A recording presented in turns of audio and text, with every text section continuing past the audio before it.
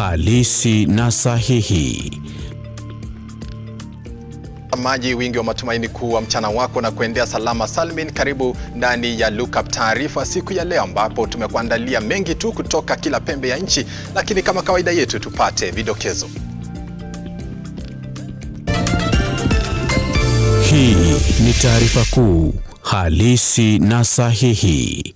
Na kwenye Lookup taarifa, kuna siku tunapumua, hata asubuhi watu wamepigana, hata jana, hata saa hii kidogo wataanza. Hali ya usalama inaendelea kudorora mpakani mwa kaunti za Pokot Magharibi na Turkana baada ya watu wawili kushambuliwa vibaya na kuuawa na washukiwa wa wizi wa mifugo katika eneo la Turkwel leo asubuhi. Maafisa wa polisi wamekuja usiku mwanzo wa saa 4 hivi, kama wateja wetu wamefunga kazi, na wakaweka ua katika shamba la KANU. Mzozo wa ardhi waendelea kutokota baina ya polisi na wanachama wa KANU kuhusiana na ni nani mmiliki wa ardhi hiyo huko Kakamega. Leo hii tunazindua muradi muhimu zaidi. Muradi wa kupatia vijana wetu fursa. Na serikali ya kitaifa kutoa nafasi za ajira kwa takriban vijana milioni 1.8. Hii ni taarifa kuu, halisi na sahihi.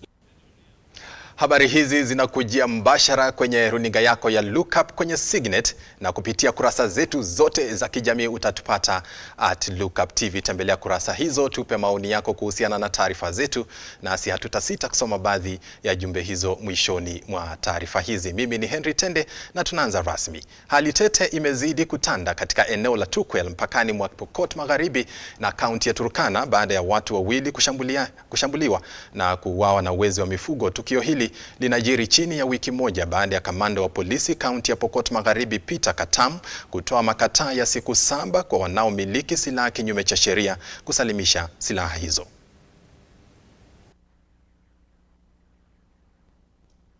Turkwel ilikuwa ni kama Mombasa, lakini saa hii ni kama Jainamu.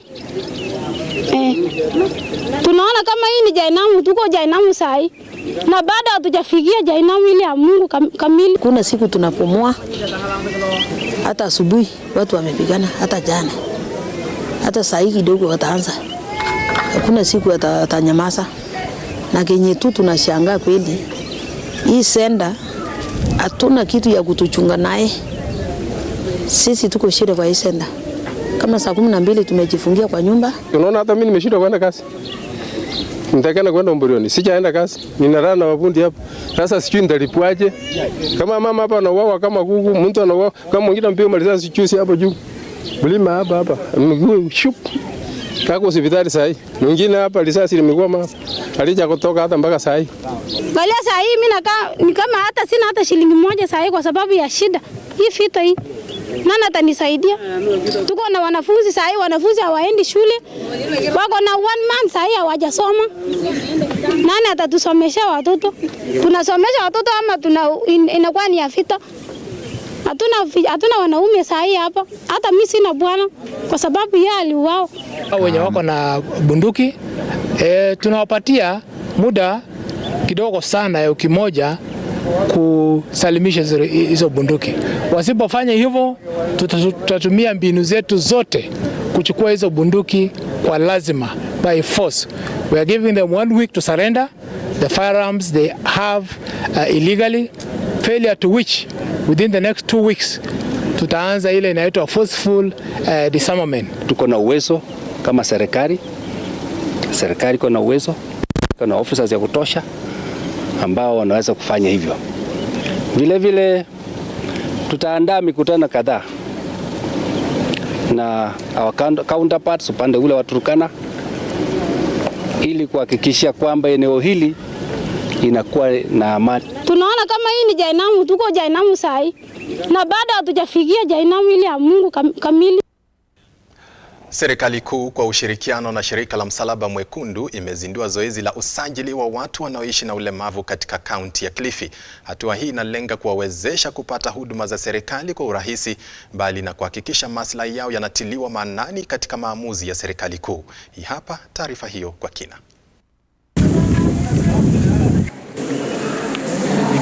Asante sana. Mimi niko na matumaini makubwa kwa hii registration serikali basi imefanya mambo mema, kwa sababu at least sasa walemavu pia sisi nasi tutajulikana, si hapa Chonyi tu, lakini hata katika nyanja tofauti tofauti, hata katika makozi pia wengine wetu kama sisi tulimaliza. So serikali iko na matumaini kwa itafanya jambo. Kuna wengine pia wako manyumbani hawana wheelchair, kwa hivyo serikali pia inafaa iangalie kitu kama hicho. And why we are doing assessments and registration is number one, with a bid to know the persons with disabilities within a given locality. And for this case, we are actually having this team traverse Kilifi South. That is, each day we are going to actually hold this activity in a given ward. And registration and assessment of person disabilities is a continuous activity that in Kilifi County is done through the gazetted hospital facilities, that is Kilifi County Hospital, which assessments are done every Thursday of the week. We have Malindi Hospital, where assessments and for person disabilities are done every Wednesday of the week. And we have Mariakani Sub-County Hospital, where assessments are done every Wednesday of the week as well. So this activity is actually the sure way of actually getting person disabilities to be identified formally as person disabilities, and also being given the power to access services, government services that have been set aside for persons with disabilities. And the main objective of this project, it is the uptake, improving the uptake and access of reproductive health services, reducing gender-based violence, and improving disability inclusion. So at Kenya Red Cross, basically, disability inclusion is mainstreamed across all projects and programs.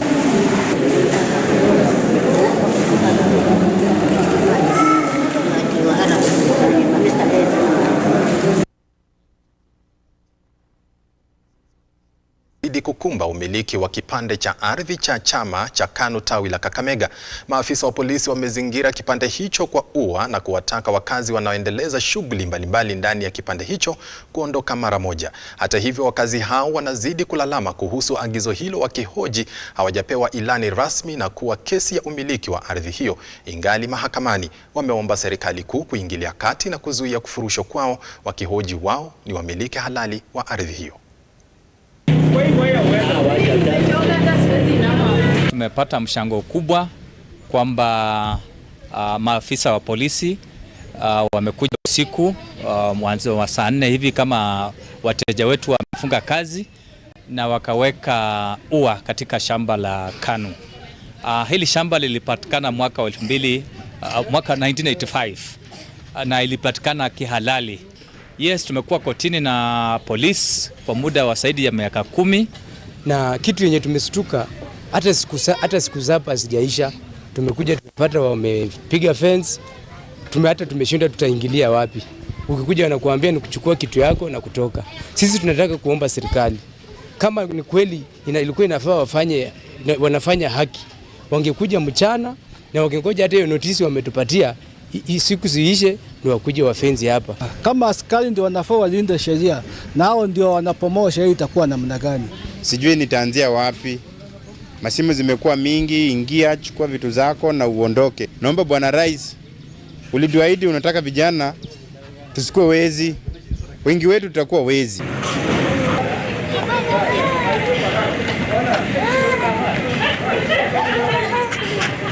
Na wakazi wa Mlolongo eneo Mavoko kaunti ya Machakos chini ya muungano wa bunge la wananchi wameanzisha zoezi la upanzi wa miti katika hospitali ya Mlolongo level 3, zoezi hilo likianza kwa upanzi wa miti 30. Wanachama wa bunge la wananchi Godfrey Wafula amesema kuwa wanalenga kupanda miti 300,000 katika hospitali, shule na vituo vya polisi kaunti ya Machakos ifikapo Disemba mwaka huu.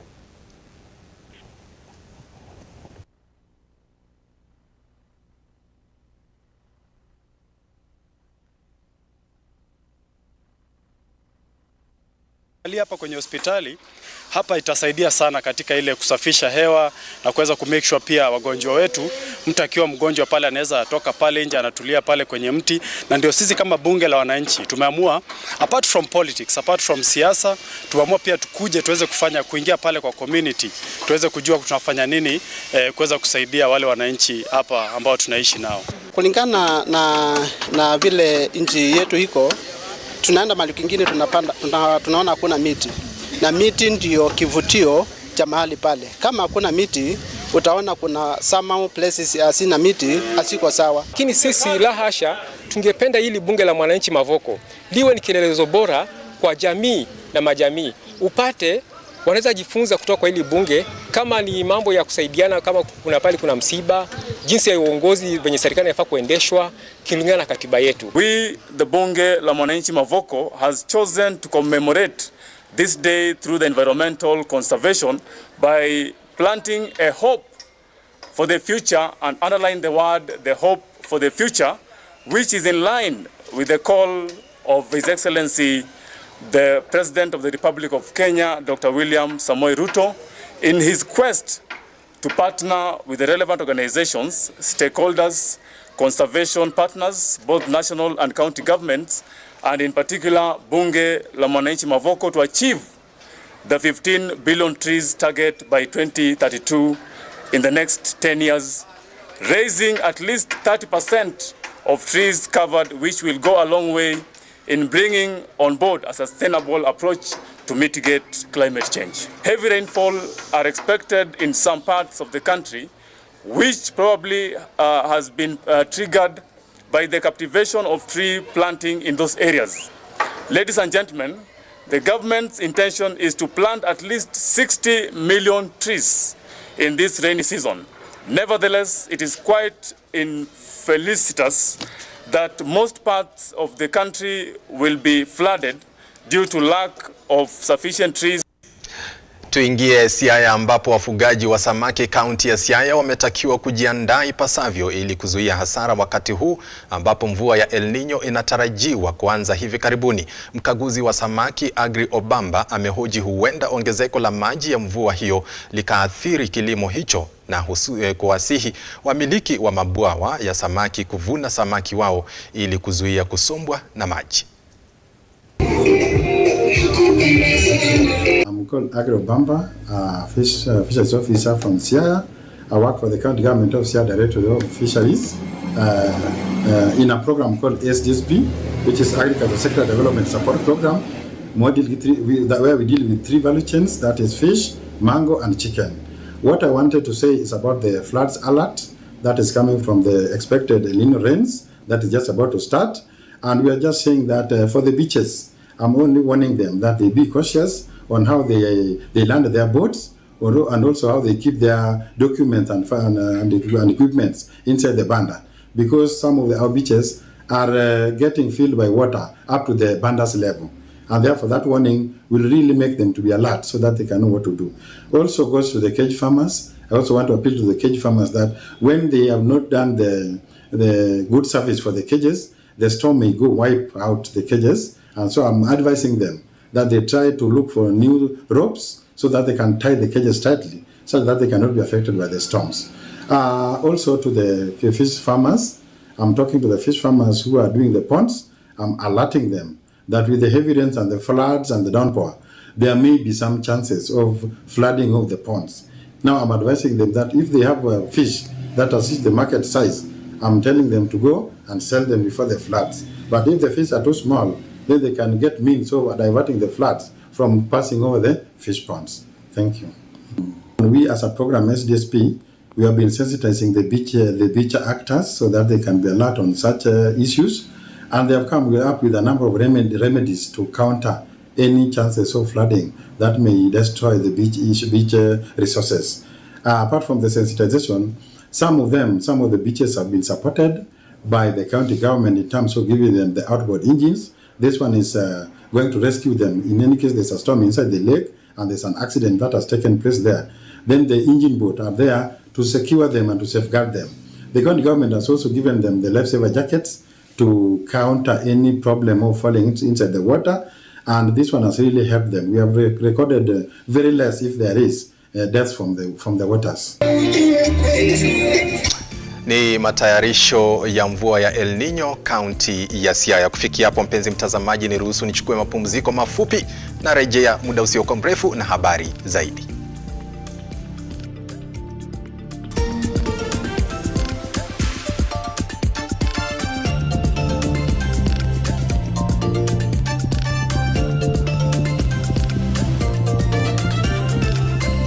Hii ni taarifa kuu halisi na sahihi.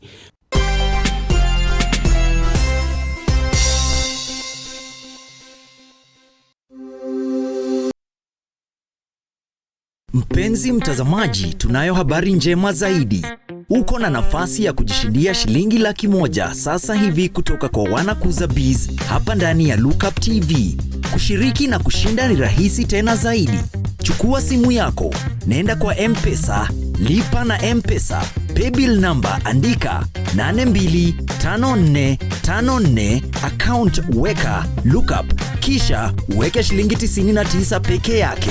Kumbuka, unavyoshiriki zaidi, ndivyo nafasi zako za kujishindia zinavyoongezeka. Changamka mara moja, uweze kuwa mmoja wa washindi watakaotuzwa pesa taslim kila siku. Mchezo huu umeidhinishwa na BCLB na hauruhusiwi kuchezwa na walio chini ya miaka 18. Cheza kwa uwajibikaji.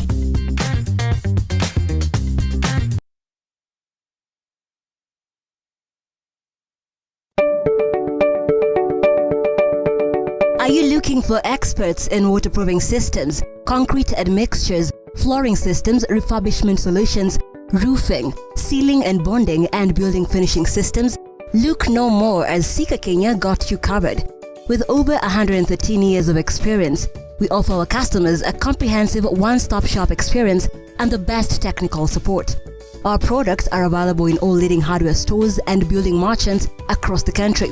Call us today on 0711 140 232 or 0786 140 834 or email us on sales@ke.sika.com. Sika Kenya, building trust.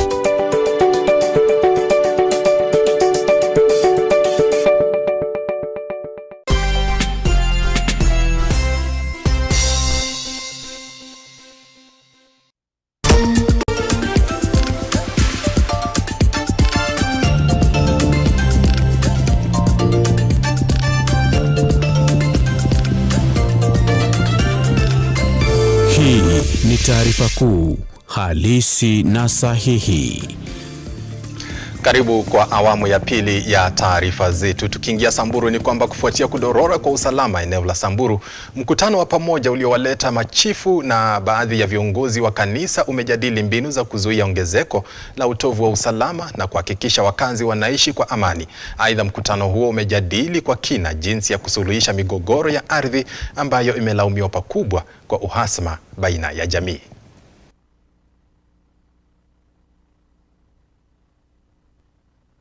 Hii tunazindua muradi muhimu, muradi wa kupatia vijana wetu fursa. Fursa ya kwanza ni kuweka pesa mfukoni. That is a critical element of the project we are flagging off. Meet their ACCs led chiefs and assistant chiefs in those meetings, and we decided that we are going to cascade this down to locational level and individual divisional levels. Yesterday, we confirmed that Olmoran had their meeting. Today, the ACC Churo led his people into another meeting, and we've done ours in Suguta Ward. The theme is peace and security for our people. So today, as a Loroki division, we decided that our elders were going to have a sit down and then look for elders in the neighboring location, that is the neighboring division, that is Churo and Olmoran, so that they talk as elders before we involve the government. Na sasa sisi tunafuatilia tu hiyo njia sasa kukuja katika communities kuleta tu ule ujumbe umetoka huko kuwa amani ni jukumu letu sisi wote, na kila mtu ako na ile jukumu.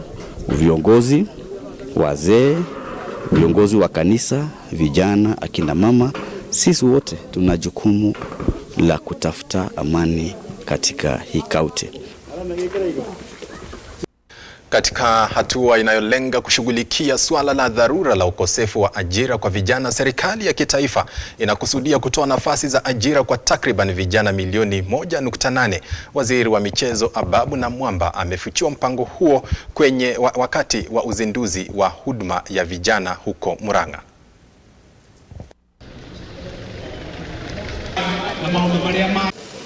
Leo hii tunazindua muradi muhimu zaidi, muradi wa kupatia vijana wetu fursa. Fursa ya kwanza ni kuweka pesa mfukoni. That is a critical element of the project we are flagging off or unveiling today. Giving our young people a livelihood. Na serikali yetu ya Kenya Kwanza, wimbo ulikuwa pesa mfukoni, putting money in the pockets of our people. So it is amazing. I can see the fulfillment of that vision of putting money directly into the pockets of young people. But I also came here to give a guarantee that we want the county government of Murang'a, the people of Murang'a, to be at the heart of the programs that we are rolling out. We are about to start rolling out an incredible transformational World Bank funded program called Nyota. Nyota is about empowering over 816,000 young people from across the country. I can say confidently that the first cohort of the Murang'a Youth Service, 1,500 young people, 30 people selected from each of your 35 wards across the county, should really be the nucleus of the group we'll put together under the Nyota program. This program was called Murang'a Youth Service. The way it is structured, we do not want vast majority of those resources to go into matters procurement. No. We do not want vast majority of those resources to go into things that can only benefit few people. In fact, only 3% of this fund can be used for any other thing apart from paying young people their token. We believe that this program is revolutionary. It will ensure young people their skills are utilized. Chama cha walimu nchini KUPPET kimetoa onyo kwa Baraza la Kitaifa la Mitihani nchini dhidi ya kuhusisha walimu katika usimamizi na usahihishaji wa mitihani ya kitaifa bila ya kuhusisha miungano ya walimu nchini. Naibu Katibu Mkuu wa KUPPET Moses Inthurima, ambaye alizungumza katika mkutano eneo la Mosocho, eneo bunge la Kitutu Chache, kaunti ya Kisii, alitoa madai kuwa walimu wamekuwa wakibaguliwa kwa muda mrefu, huku akitoa wito kwa baraza hilo kufanya mazungumzo nao kabla ya kuwashirikisha katika zoezi hilo. We don't have any agreement with the NEC. They have been appointing our teachers to go and mark. They have been appointing them to go and invigilate and to go and supervise. Most of the times when they are invigilating, they go extra mile to spend a lot of time. Sometimes they leave at 6 and they come back at night. Nobody pays them. The National Examination Council does not address the concept of equal pay for work done. So we want to demand that our teachers now, before any appointment is done by the National Examinations Council, they must address the union. They must address teachers through the union, because they have been discriminating teachers. They pay security officers, but teachers are paid nothing. So we are demanding that they improve the centers. But before this, we are asking the teachers not to report to the centers before the National Examinations Council talk to us. The situations are deplorable, and the teachers will not report before they have heard that the union has talked to the Examinations Council. We have agreed on the marking rates. We have agreed on the environment where they are supposed to be. And then finally, there is a lot of disparities, a big disparity between teachers within the same staff room. The highest earning and the lowest earning, the difference is about 75%. We want to bridge the gap because that's a discrimination. Where, international standards is that within the same environment, you cannot earn more than 25% from the other grade. In teaching, there is a lot of discrimination. So as we progress with the discussions with the Commission, we want to bridge the disparity so that the classroom teacher will get their dues and the managers will get their dues. This country, the government cannot address security for teachers comprehensively. Katibu katika Wizara ya Usalama Daktari Raymond Omolo amesema serikali inanuia kuhakikisha mabadiliko yenye manufaa yametekelezwa ili kuboresha huduma kwa wananchi kutoka kwa maafisa wa kutoa huduma hizo za serikali wakiwemo makamishna wa mikoa na wale wa kaunti. Omolo ameongea hayo katika ufunguzi rasmi wa programu ya kutoa mafunzo mwafaka kuafikia kutolewa kwa huduma hizo kwa wananchi.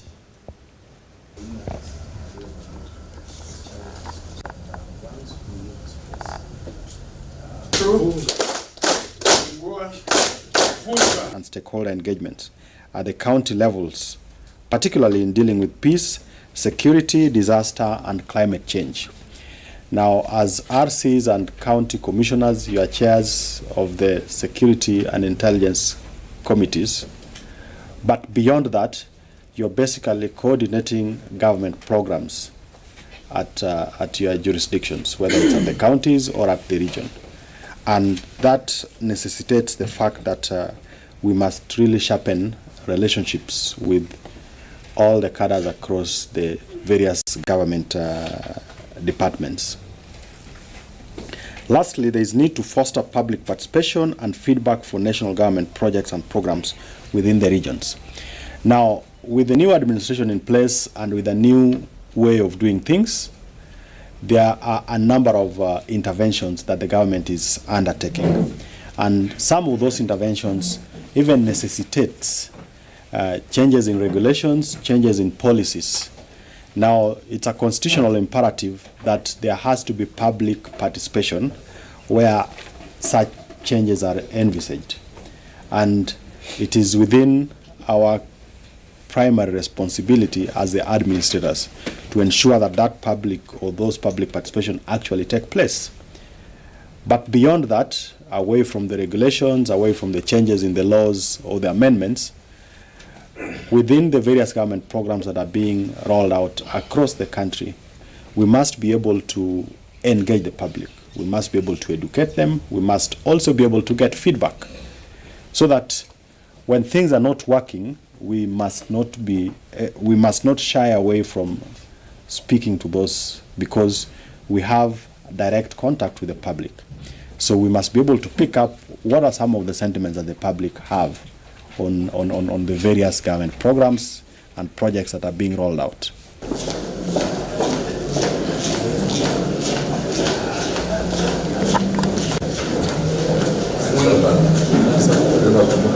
Na mpenzi mtazamaji, ndani ya studio amejaja Robert Chacha, anajiita yeye mwenyewe RC. Leo ananiambia ndani ya meza ya spoti kumezaliwa mtoto. Chacha, uwanja ni wako. Kabisa, wanasema kwamba ukiona gazeti limechanwa, jua limesomwa. Hivyo basi tumeanza kazi na kazi yenyewe ni show mpya inaitwa Ulingo wa Spoti, kila siku kuanzia siku ya Jumatano hadi siku ya Jumamosi saa 7:30 hadi saa 8. Lengo ni moja tu, kuboresha kila ambacho mtazamaji anakitaka, kuhakikisha kwamba kila mtu ukipata ni cha hadhi na mandhari aina yake. Hivyo basi kila siku mimi nitakuwa papa hapa kusaidia na wenzangu Felix Solana, Ruth Washeke pamoja na Brian Mosi, kuhakikisha kwamba kila kitu kikuntu na kingangari kabisa. Naam. Show yenyewe inaanza kuanzia saa ngapi mpaka saa ngapi? Tunaanza leo saa 7:30 hadi saa 8, alafu mambo inakuwa mswake. Ukiniambia hivyo nimefahamishwa Wayne Rooney sasa ndiye mkufunzi wa timu ya Birmingham. Unaona atafanya vipi katika hiyo timu? Tende Wayne amekuwa na msimu mbaya kwenye klabu yake ya MLS kupanda daraja. Wengi watajua kwamba ingepanda daraja. Lakini sasa kwa sababu ameshaondoka hapo hakusaini ile mkataba mpya, kutia saini mkataba, basi Birmingham City wamemuita. Tungoje tuletu ni kuona tu match. Bila shaka Birmingham ukiona wamemchukua ni kwa sababu Wayne Rooney akianza kazi yake ya ukufunzi alianza vizuri, akaanzisha derby akaipatia hadhi yake, akajitolea kwa fedha zake hata kuhakikisha wachezaji.